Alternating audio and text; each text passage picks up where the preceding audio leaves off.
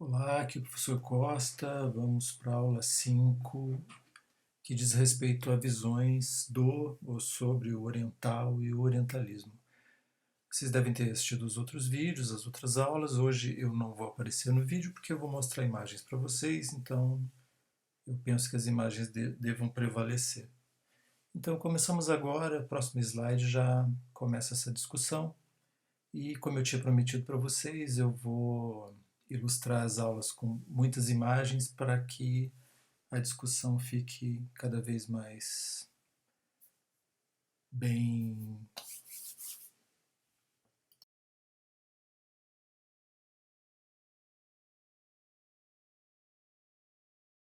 fundamentada, foi a palavra que faltou ali no slide anterior. Gostaria que vocês prestassem atenção nessa imagem. Essa imagem é uma ilustração de 1895. Muito provavelmente seja uma ilustração feita em gravura em metal. A gravura em metal vocês devem conhecer, né? Uma técnica que justamente leva esse nome porque faz a gravação no metal. Como as técnicas de ilustração das revistas e dos livros do século XIX e também até grande parte do século XX careciam de técnicas, então a gravura em metal, durante muito tempo, ela foi usada para ilustrações de revistas e livros. Então aí você tem, por incrível que pareça, uma gravação em metal. Se você olhar, você vai nas bordas da ilustração, você vai ver as marcas dessa gravação. E aí você tem, essa gravação provavelmente seja uma gravação francesa. Aí você tem o anjo Gabriel, que é o anjo do Senhor, e a gente sabe que é o anjo Gabriel porque ele está vestido com uma roupa mais ou menos romana, tem asas e ele tem uma espada flamejante. Ele está mostrando para algumas mulheres que são alegorias de países europeus. Vocês devem ver ali alguns países fáceis de localizar. Aqui à esquerda você tem uma mulher com elmo greco-romano e ela tem uma bandeira da Grã-Bretanha no escudo, né? E outros países ali que você também consegue visualizar. Por exemplo, essa mulher aqui em primeiro plano com uma espada na mão, ela é a Alemanha. A gente sabe disso porque ela está usando uma roupa que faz referência às valquírias. Ali, olhando assim ao longe, você tem uma mulher também com roupa de guerra. Todas elas estão com roupas de guerra. Ela está usando um barrete, esse barrete era azul, um barrete francês, então ela representa a França. E esse barrete ele foi um dos símbolos da Revolução Francesa no século XVIII.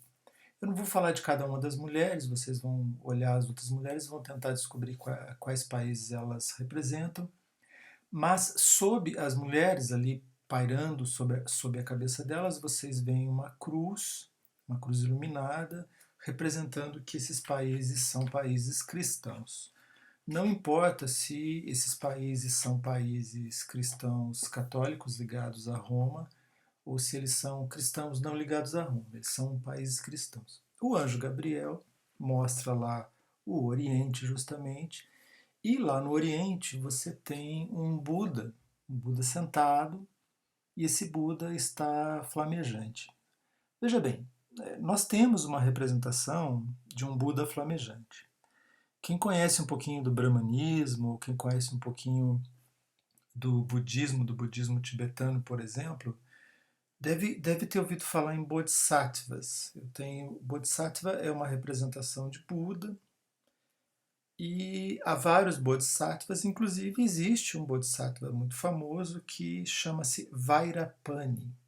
Esse Buda Vairapani é um Buda flamejante, você já deve ter visto isso aí, até porque muita gente faz tatuagens com essa imagem desse Buda flamejante. Mas lá, aqui nessa ilustração, nós não temos exatamente esse Buda Vairapani. A gente tem um Buda sentado, que inclusive é um Buda de contemplação, e ele está flamejante. O anjo do Senhor, né, que é o anjo cristão, representando a cristandade ocidental, mostra para os países europeus em pé de guerra os perigos que vêm do Oriente, principalmente, aí no caso, em particular, o Japão. Mas vocês vão verificar que as ilustrações, as charges, os cartoons do século XIX, do começo do século XX, começo do século XX, eles mostram ora o Japão, ora a China, ou ora ainda parte da Rússia, que é também oriental. Então, assim, como que nós temos a representação do Oriente aí? Um perigo que ele está longe, mas ele cavalga rumo à Europa. Os perigos orientais do final do século XIX e do começo do século XX, vocês vão ver que os perigos se estendem até a Segunda Guerra Mundial, no caso do Japão em particular. Não que não haja perigos hoje, perigos econômicos, por exemplo, em relação à China, que também é uma potência militar. Os perigos orientais eles não são uma criação do século XIX. Né? Eu já citei aqui para vocês casos de povos orientais, médio-orientais inclusive, que sempre foram um perigo para os europeus. Fossem os persas antigos em relação aos gregos, fossem os povos nômades da Ásia Central que foram um perigo para os romanos, fossem outros povos, por exemplo, como depois árabes, turcos, etc. Então, o Oriente, no imaginário europeu, ele sempre representou, além de tudo aquilo que eu falei, exotismo, sensualidade, etc., um perigo, e um perigo muito grande. Até porque a força humana, a inteligência, o armamento, as criações orientais, elas são muito poderosas para os europeus, para o pensamento europeu.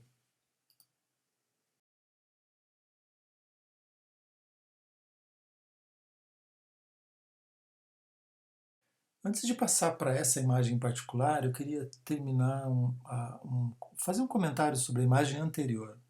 A imagem anterior ela foi tão famosa no final do século XIX e no começo do século XX que ela foi extremamente copiada.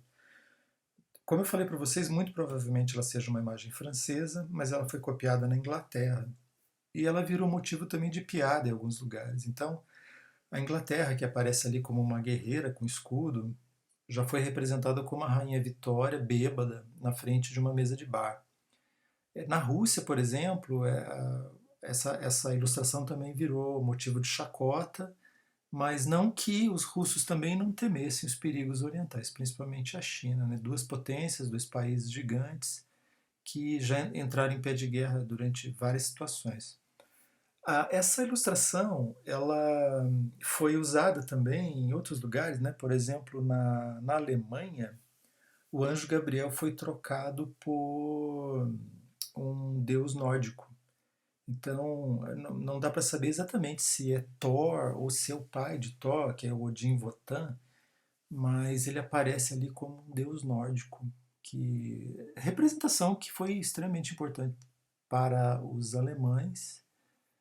Se fosse no Império Austro-Húngaro, de quem falasse alemão ali, fosse no Império Prussiano, fosse em outros lugares assim de fala alemã, de expressão alemã, e depois na Alemanha em particular.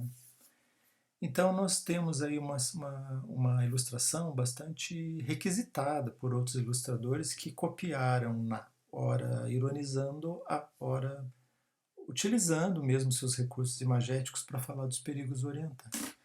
Essa ilustração que vocês têm aí na frente, eu não falo alemão, mas assim, eu gostaria que se alguém estuda alemão, fala alemão, pudesse ver com mais carinho, mas eu não trouxe exatamente por causa da questão alemã, eu trouxe pela representatividade dela. Ela também é uma ilustração do final do século XIX e ela mostra esse senhorzinho ali de botas e de capa vermelha, que é o John Bull. O John Bull é uma representação da Grã-Bretanha e ele chega até ali o Oriente. E o que ele encontra lá? Ele encontra o domínio amarelo. Essa expressão foi uma expressão que, a partir do século XIX, começou a ser usada. O perigo amarelo, essa expressão em inglês, tá? Eu estou traduzindo aí diretamente para o português.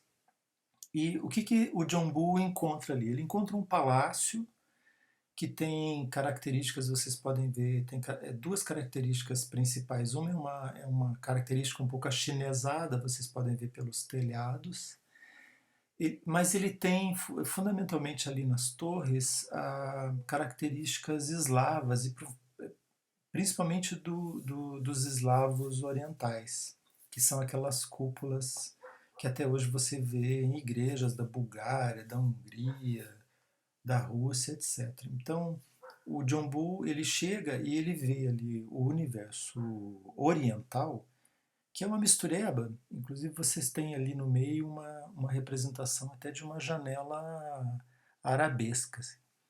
Então, o John Bull chega ao Oriente para dominá-lo e ele é pequenininho e ele chega lá e ele vê duas forças grandiosas. Uma é a força russa, que é um misto de várias etnias e vários grupos e vários povos, mas ao mesmo tempo ele vê um monstro amarelo que já invadiu todo esse território e está dominando esse território.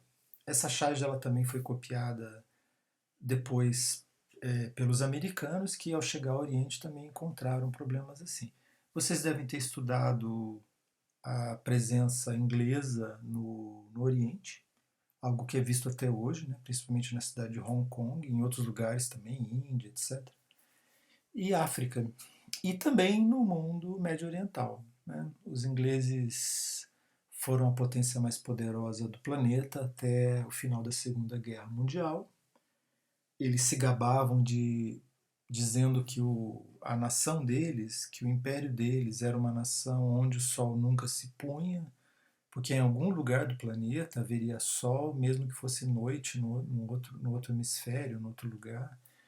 E os ingleses então tinham alguns inimigos bastante perigosos no Oriente, né? Principalmente os chineses e os japoneses.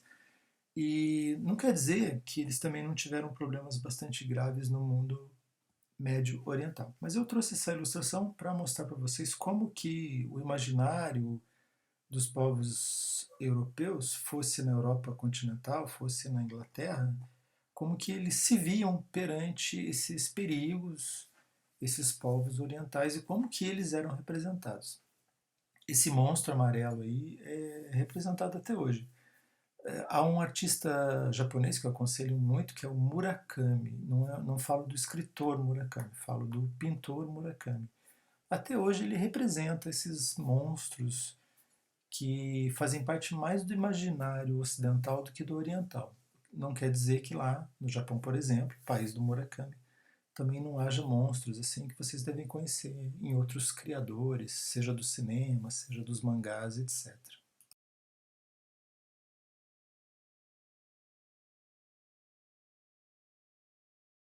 Ainda sobre a ilustração anterior, nós temos a bandeira inglesa, né, a bandeira da Grã-Bretanha, enfim, hasteada ali numa das torres daquela construção que vocês viram. A presença inglesa foi muito forte no mundo inteiro. Os ingleses investiram em alguns negócios em particular, por exemplo, as estradas de ferro. E em vários países do mundo houve essa presença inglesa, já comentada por mim aqui na sala e muito provavelmente já citada pelos seus outros professores, principalmente de história. E até hoje você vê essa presença inglesa. Eu já citei aqui numa das aulas, né? Você vê elementos da arquitetura inglesa, seja em Hong Kong, seja na cidade de Manaus, seja em cidades importantes da África, como a cidade do Cabo, e em outros lugares também. Então, nós temos uma presença inglesa muito forte nesses lugares. E os ingleses eram iguais gafanhotos nesses lugares. Né? Vocês devem saber que nas joias da coroa da Inglaterra existe um diamante muito famoso que pertencia, na verdade, a um marajá indiano. E ele acabou indo parar nas joias da coroa da Inglaterra. Os ingleses eles foram um povo que tiveram um novo tipo de domínio econômico e também um domínio dado pela força dos seus exércitos e tal, mas essa presença inglesa ela é visível até hoje. Bom, aí nós temos uma outra ilustração, voltando a falar dos povos orientais, aí no caso do Extremo Oriente, né, não exatamente dos povos médio-orientais, eu já chego lá, E aí você tem a Rainha Vitória, o Bismarck, o czar russo, uma mulher representando a França, e nós temos um cidadão, possivelmente japonês, e eu não sei se o ilustrador ilustrou como se ele fosse do shogunato Tokugawa ou o que substituiu o shogunato Tokugawa, que nós chamamos de Era Meiji. Mas atrás deles você tem um chinês, né? Você vê, você sabe que ele é chinês pelas unhas, pelo chapéu e pelo colar, pelas roupas, pela trança que ele está usando. É um mandarim.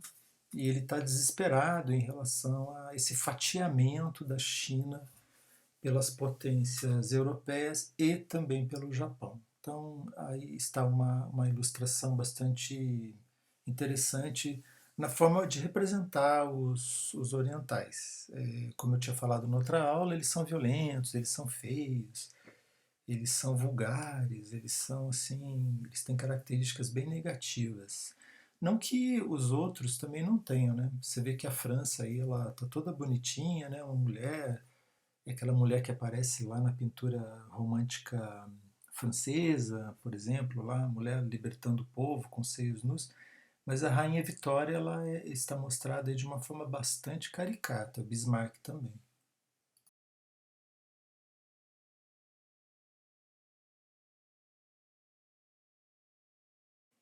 Há uma quantidade muito grande de estudos sobre essas representações dos povos orientais. Há uma pesquisa inteira que explica de onde veio a ideia de que os orientais são amarelos, né? Os extremo-orientais, e não os médio-orientais. Os médio-orientais são considerados ou negros, ou pardos, ou com a pele escura, marrom, e é assim que eles são descritos. Mas os extremo-orientais são representados como amarelos, e aí nós temos um livro, um dos livros que trata disso, eu aconselho, e quem quiser estudar mais os povos do Extremo Oriente, eu aconselho esse livro, começar por ele, mas há uma vasta bibliografia sobre isso. E quem quiser conversar um pouquinho mais comigo sobre o Extremo Oriente, fico à disposição, é só me procurar, eu posso indicar outros livros e também a gente pode conversar sobre isso.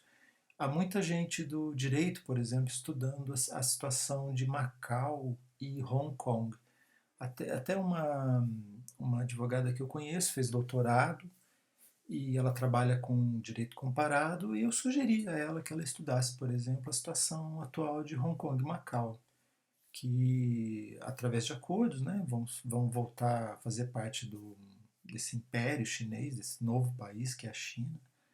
E existem situações muito interessantes lá do ponto de vista econômico, político, jurídico, etc., para a gente estudar. E são dois lugares também magníficos de visitar. Aconselho sempre esses dois locais.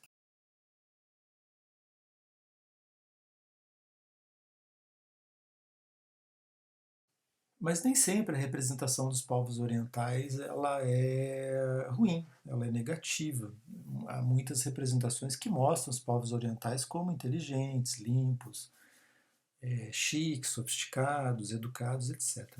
Aí nós temos uma ilustração também que muito provavelmente seja uma ilustração em gravura em metal, e ela é uma gravura muito curiosa porque ela representa o Vasco da Gama encontrando o rei do Quênia.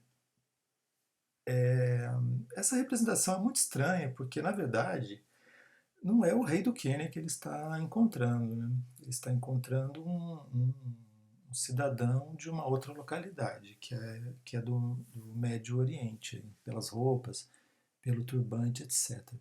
Não que a Europa já não tivesse uma vasta população muçulmana na época do Vasco da Gama, mas não, não é o caso aí. Nós temos uma fantasia. Essas ilustrações, em grande parte das vezes, elas são fantasiosas.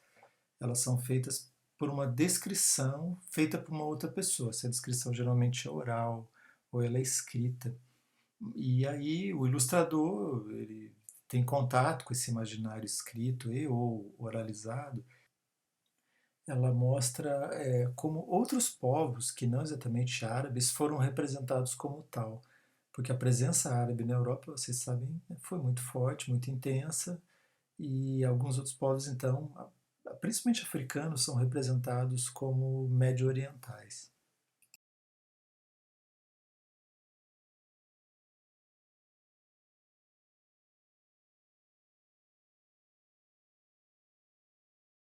Me permitem fazer uma correção. Eu estava ouvindo o áudio anterior e eu falei da presença árabe na Europa. Não, da presença árabe na África, tá?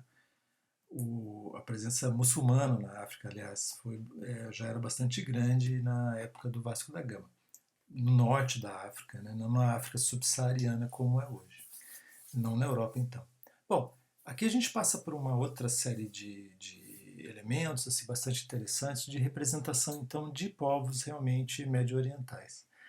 No começo do século passado, nós tivemos algumas escolas de arte preponderantes assim na- no continente europeu. E essa divisão, ela nem sempre é muito clara e você pode ouvir falar de diversas expressões, né? Você pode falar em período eduardiano, você pode falar numa bela époque e você pode falar também em escolas, verdadeiramente escolas de arte, de arquitetura, que são a arte Nouveau e a arte Déco. É difícil estabelecer uma separação dramática, uma separação drástica entre o que seja Art Nouveau e Art Déco. Eu vou exemplificar isso da seguinte maneira. Se você fizer um arco e colocar de um lado uma gravura, uma pintura, uma escadaria, um prédio Nouveau, você vai perceber elementos ali notadamente fáceis de ver que são Nouveau.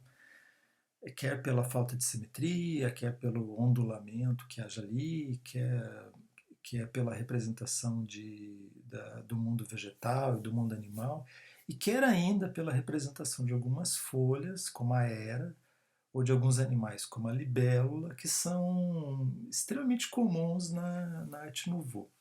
O que não quer dizer que outros animais, em outras escolas de arte, também não fossem animais representativos, né? Como, por exemplo, no gótico, como por exemplo em outras escolas artísticas sobre as quais eu não vou falar aqui agora, porque a aula não é sobre artes. E se você colocar no outro extremo Art Deco, vai ficar fácil de localizar Art Deco, porque você vai encontrar alguns elementos assim mais retos, mais sóbrios, mais limpos. Mas às vezes uma ilustração, uma pintura, um objeto artístico como um vaso, ou até uma obra arquitetônica como uma casa, uma escada, uma escadaria, etc., eles têm elementos dessas duas escolas e fica difícil a gente verificar, então, fazer uma separação dramática, como eu falei antes, entre o que seja nouveau e o que seja do déco.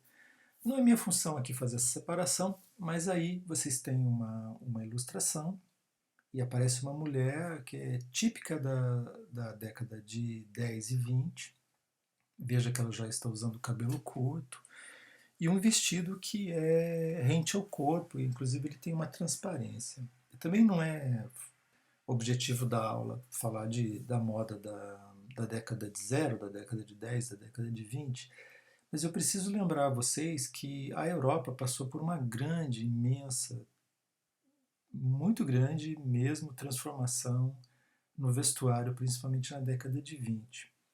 Por uma série de fatores que eu também não vou, infelizmente não vou poder entrar agora, mas as mulheres, a grande parte das mulheres cortou o cabelo curto, tirou o espartilho e começou a usar roupas que lembravam a roupa de uma criança. Eram rentes ao corpo, não mostravam as curvas, diferentemente daquela mulher vitoriana ou do período, começo do período eduardiano, que usavam uma silhueta que a gente chama de silhueta em S, que favorecia muito os seios, favorecia muito as nádegas e tinha uma cintura fina. Da década de 10 para a década de 20, isso muda radicalmente. As mulheres começam a usar assim, um vestido justo ao corpo, que não tem muitos atrativos. Aí a moda ela começa a colocar nesses vestidos, nessas roupas, alguma coisa para deixá-lo mais interessante ou mais sensual. Aí surgem novas escolas de bordado, surgem novas maneiras de fazer com que esses vestidos eles balancem, por exemplo, nos bailes, e que eles tenham uma sensualidade, seja dada pela transparência, seja dada pelo brilho, etc. Aí, no caso, vocês têm então essa mulher, que faz parte desse período, dessa grande transformação pela qual a Europa passa, e você tem atrás dela, como se fosse assim, um brasão, um pavão desenhado dentro dele. Então, nessa época, vocês vão encontrar animais exóticos que vêm de uma ideia sobre os povos orientais. Na outra aula, eu falei para vocês do exotismo e falei para vocês também do gosto dos orientais pelo brilho, pelo ouro, pelas joias, etc. E não é incomum vocês encontrarem pavões e outras aves raras em jardins do mundo árabe, do mundo muçulmano, etc., de povos que tinham essa tradição. Então, no começo do século passado, na Europa, e depois isso veio para cá e foi parar lá na Austrália, em outros lugares do mundo, houve uma utilização bastante grande de elementos orientais. Aí, no caso, você tem acho que é um rótulo de bebida, se não me falha a memória, e isso aparecia com frequência nas bebidas, nas propagandas, nos cartazes, que era uma ideia um pouco fantasiosa do que seria o Oriente.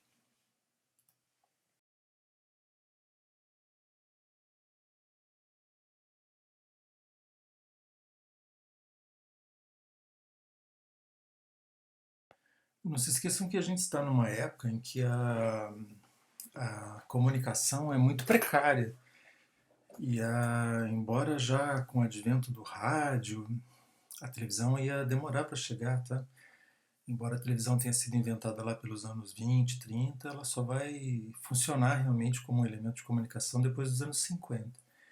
Nós temos o rádio, ou a rádio, as rádios que começam a surgir assim, a pipocar no mundo todo. Mas a comunicação era bastante precária, bastante difícil. E aí há um elemento também que a gente não pode deixar de lado, que é o poder da ilustração, porque em lugares, mesmo na Europa, em que grande parte da população é analfabeta ou que lê muito mal, a ilustração ela é extremamente valorizada pelos meios de comunicação. E o acesso como o acesso a certo tipo de imagem é bastante raro, por exemplo, aos museus, ao trabalho dos pintores, né? Porque um quadro existe um só.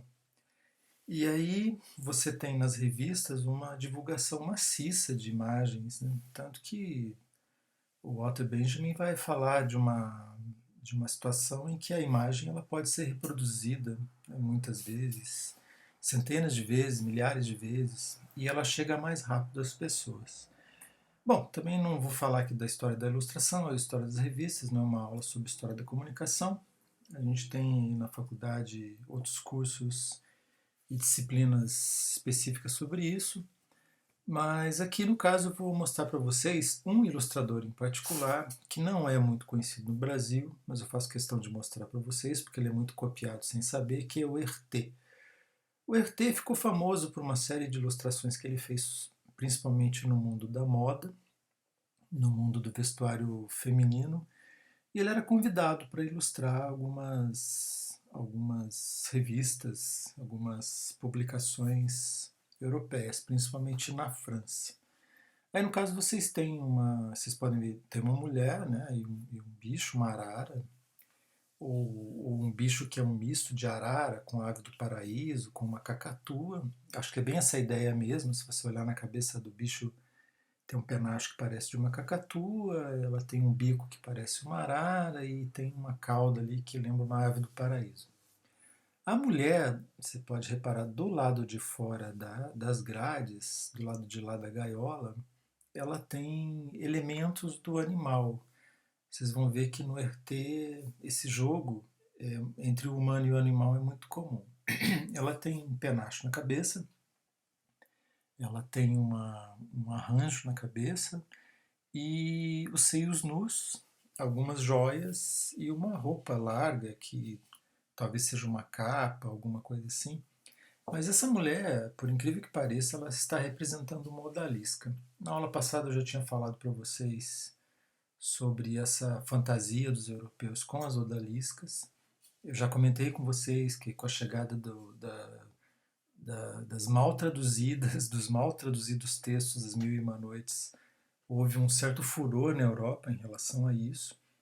Você vai encontrar em vários pontos, em várias situações da Europa, pessoas que são fascinadas pelo mundo médio-oriental, ou que eles acreditam ser o mundo médio-oriental, dos novos fotógrafos aos novos pintores, em todos os lugares você vai ver uma presença médio-oriental.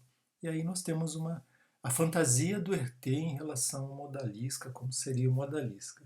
Essa mulher não existe em lugar nenhum, né? Claro, as proporções são estranhas, ela está excessivamente trajada, o que lembra um pouco o carnaval, né? Mas também não é o carnaval, não é aquela ideia de carnaval veneziano ou de qualquer outro carnaval que haja na Europa.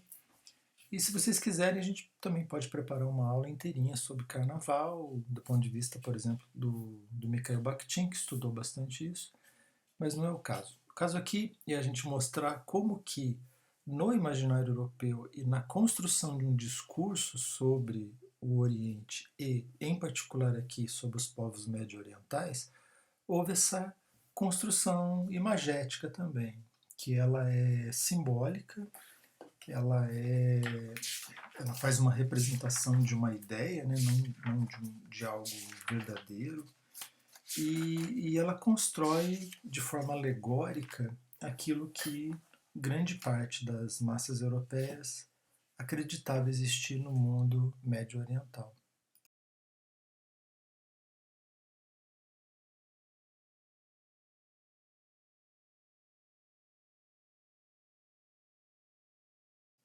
Aqui eu tenho outras duas ilustrações do Herté. Na esquerda você tem uma mulher que está usando uma pele de um felino e ao mesmo tempo ela segura o felino. Como eu falei no slide anterior, o Herté faz esse jogo muitas vezes do ser humano que é meio animal e do animal que empresta para esse ser humano, ora as penas, ora a própria pele.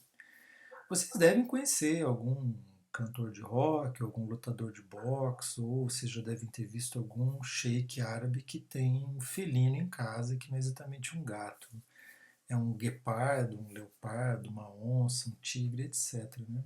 E em alguns circos ou em alguns shows de Las Vegas, por exemplo, você ainda tem essa presença aí de grandes felinos.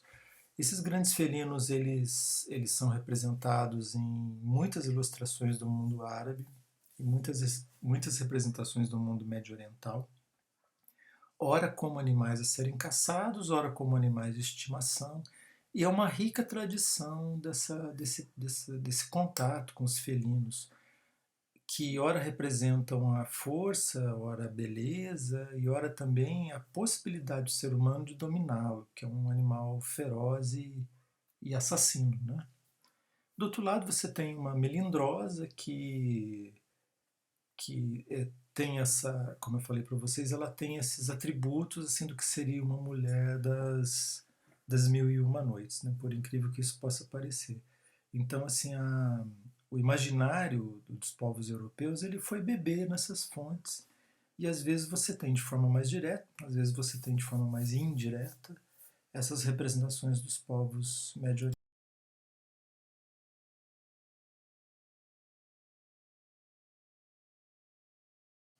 E não apenas as mulheres são representadas de uma forma alegórica, fantasiosa, como se fosse um carnaval, e você tem um homem, né, um homem negro que é forte. E essas representações, elas chegaram até nós, né? Se você for verificar, por exemplo, como são as fantasias, os adereços no carnaval, no grande carnaval carioca, que não é aquele carnaval de rua, né, que é o carnaval desfilado na Marquês de Sapucaí, vocês vão ver ainda um certo tipo de fantasia sobre esses povos, né? Seja a rainha da bateria, seja uma passista, sejam as próprias alas que muitas vezes misturam elementos fantasiosos sobre o Oriente. Né? Então você vê umas misturas muito loucas no carnaval, mas isso é bastante comum e é uma forma de representação também do outro. E é uma forma de representação do outro em relação também à sexualidade. Né? Eu tinha falado para vocês das odaliscas, mas há também uma grande fantasia sobre homens árabes que durante muito tempo eles também foram tão procurados quanto as mulheres árabes no quesito sexo. Se fosse para prostituição ou para outro tipo de relação. Na outra aula eu citei o caso do Barão von Glöden e poderia citar aqui uma série de outras personalidades e outras pessoas que foram até o norte da África, esse norte da África já árabe, ou já muçulmano, ou islâmico, enfim. Outro dia a gente conversa melhor sobre esses adjetivos todos, para procurar corpos, né, que poderiam ser dominados. Não importa a sua força, o que importa ali é sua beleza e a capacidade que ele teria de trazer prazer para esse dominador.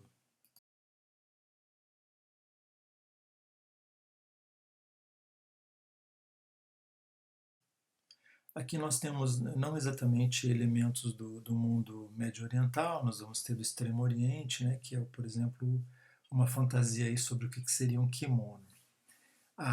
Muitas roupas de vários criadores europeus passavam por essa busca de elementos exóticos. Voltando a falar do exotismo, né, já falei para vocês numa outra aula, não vou aqui chover no molhado, mas os elementos nipônicos, chineses, tibetanos, mongóis, eles são muito comuns na moda dessa época. Eu não vou parar muito nesse pormenor, porque nossa intenção aqui é falar do mundo médio oriental.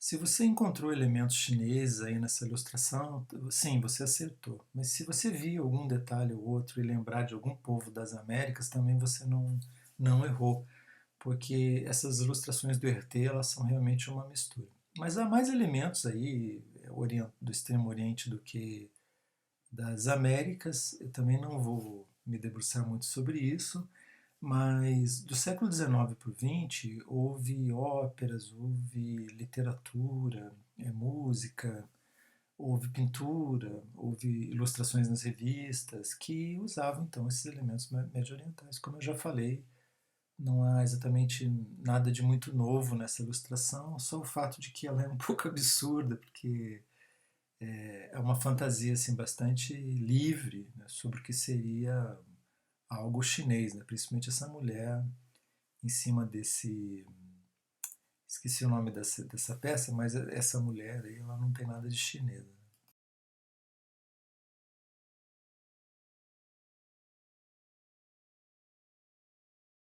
Aqui o RT utiliza elementos lá do Camboja para fazer essa ilustração. Então eu tenho aí uma rainha, uma personalidade que eu não saberia dizer bem o que é, e ela tem duas aias, né, segurando a capa dela, e essas aias elas são apsaras.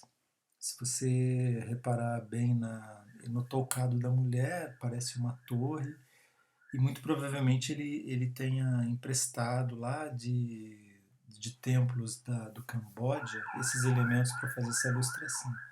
Principalmente do templo principal no Camboja, que é Angkor Wat, que fica num lugar chamado Angkor.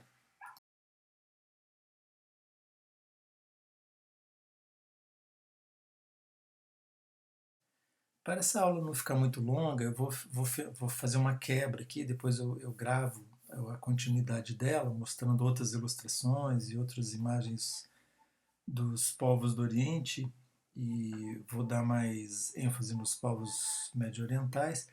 Mas aqui você tem a Madonna, num show que ela fez, em que ela contratou a dupla Dolce Gabbana para fazer as roupas. E por que eu trouxe essa imagem da Madonna, sendo que eu estava falando do Herté e falando de ilustradores e de cartunistas do final do século XIX e começo do século XX? Por um motivo muito simples. As fantasias sobre o orientalismo eles chegam até o dia de hoje. Então, a Madonna, quando ela contratou a dupla Dolce Gabbana para fazer o vestuário do show, ela conversou com eles, ela passou um briefing do que ela queria, né, alguns elementos que ela fazia questão de ter. A dupla entendeu muito bem o que ela queria e fez essa roupa em particular. Na cabeça dela, ela está usando um elemento que eles emprestaram do Herté. Ao mesmo tempo, a Madonna, na época, estava fissurada pela imagem da Mata Hari e eles fizeram uma mistura. Então aí vocês têm a Madonna fazendo alusão à Mata Hari e fazendo alusão ao Herté, por sua vez, que foi um ilustrador que usava elementos médio-orientais. Eu queria que vocês prestassem atenção nesses saltos que as representações têm. Nós temos uma representação da antiguidade, nós temos uma representação medieval, nós temos uma representação do período moderno e nós temos uma representação no período contemporâneo do que são, ou melhor, do que seriam os povos orientais. E isso acaba chegando a um show da Madonna. Nessa música, que eu não lembro qual era, em que ela aparece com esse tocado, que é ao mesmo tempo RT, que é ao mesmo tempo algo lá da Birmânia, ou do Camboja, ou do Laos, mas em verdade não é de nenhum lugar desse, e ao mesmo tempo ela é a Mata Hari. E aí ela faz alguns gestos, ela está fazendo aí no caso um mudra, né? Ela vem numa dança, daí ela levanta a perna como se ela fosse Shiva. Ou seja, nós temos um certo fascínio pelos povos do Oriente até hoje. Então, não é de se estranhar que alguém hoje saia do Brasil e vá fazer um curso de yoga na Índia. Né? Isso não é exatamente novidade para ninguém aqui. E também não é estranho que alguém vá visitar países médio-orientais hoje e fique fascinado com as grandiosidades que há, por exemplo, em lugares como Dubai. E da mesma maneira, não é muito raro que as pessoas visitem esses lugares sem saber muito bem do que se tratam as coisas. Né? Até mesmo hoje, quando eu comento com as pessoas que os árabes chegaram até o norte da Índia, que o norte da Índia tem uma influência árabe, muçulmana muito forte, que o Taj Mahal, por exemplo, faz parte de uma arquitetura árabe ou muçulmana ou islâmica, enfim, as pessoas ficam um pouco assustadas porque elas têm uma visão, deturpada dos povos médio-orientais e extremo-orientais. Ásia Central, nem vou comentar porque as pessoas nunca ouviram falar da Kirguísia, por exemplo. Né? E geralmente essa visão ela é fantasiosa sobre os povos orientais. E ela é falsa, porque é uma construção, como eu falei para vocês agora há pouco, ela deu saltos na história e muitas vezes ela é uma construção que ela não tem elementos realmente verdadeiros sobre os outros povos. E isso é ao mesmo tempo fascinante e ao mesmo tempo perigoso, porque se eu não entendo o outro, eu vou ter uma relação muito complexa, muito difícil em relação a esse outro.